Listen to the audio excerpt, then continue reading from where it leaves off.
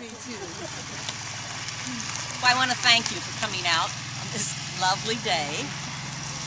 We do appreciate you visiting. We don't come out very often, so you kind of have to take advantage of this when we're here.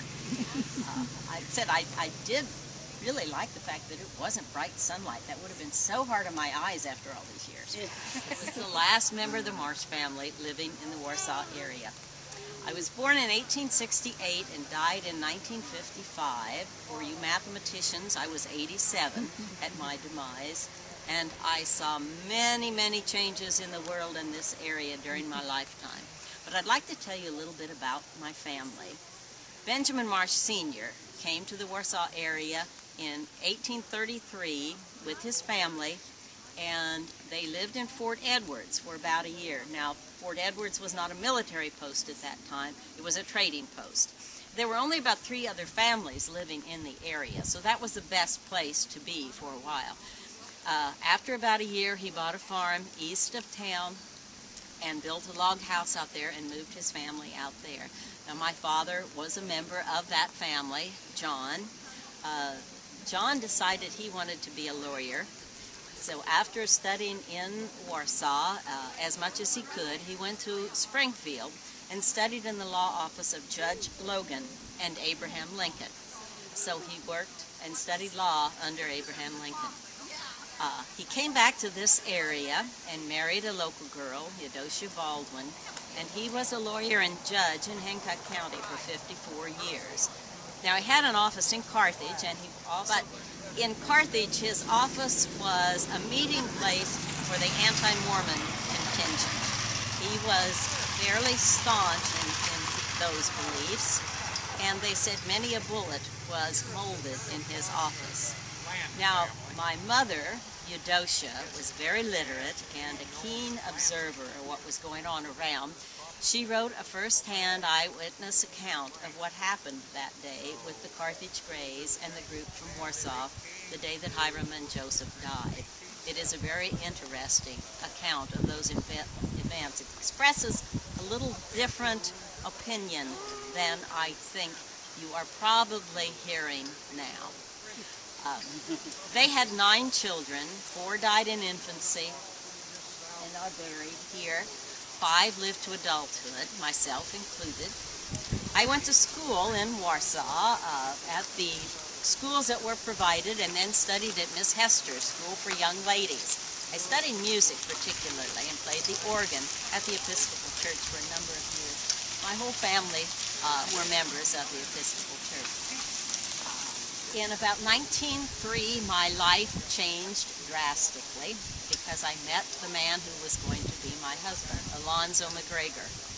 Now, I have to tell you a little bit about Alonzo. Alonzo was 22 years older than I and a rather dashing, adventurous type. When he was 15, he ran away to join the Union Army in the Civil War. He immediately ran away again, and this time did join and served in the Union forces. I believe it was an infantry group until the end of the war. After that, he came back to the area. He was a telegrapher for the TP&W Railroad, and at that time it was Toledo, Peoria, and Warsaw, Warsaw being the Western Division. He met his first wife, a local girl, Fanny Johnson. They were married for over 20 years, had no children. She died in 1902.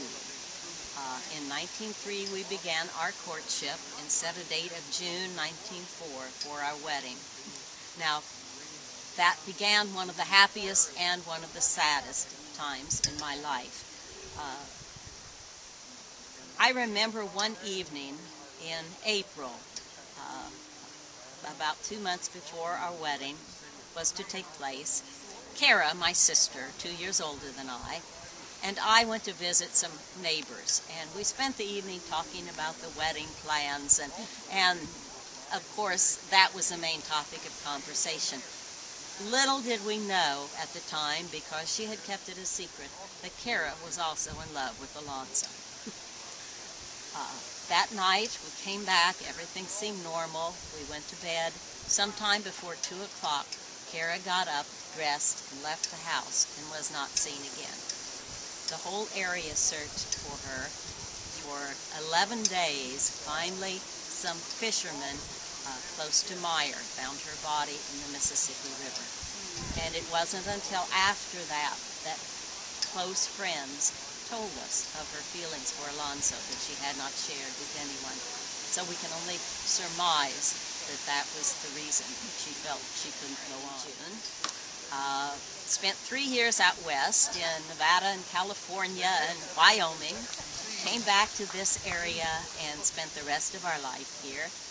Alonzo engaged in various endeavors. He died in 1923.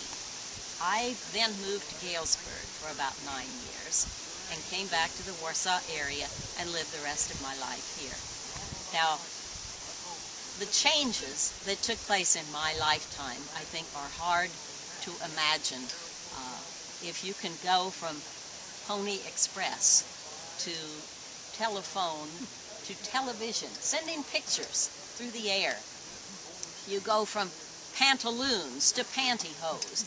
You go from outdoor plumbing, outhouses, to indoor plumbing. That was a wonderful innovation. Electricity. I went through 2 world wars, the gay 90s, the roaring 20s, the Depression. So many things I saw in my lifetime that I just can't imagine there are more things yet to be invented. And if we had more time, you just have to tell me about them. But I really must go now, so I thank you very much for coming. Thank you.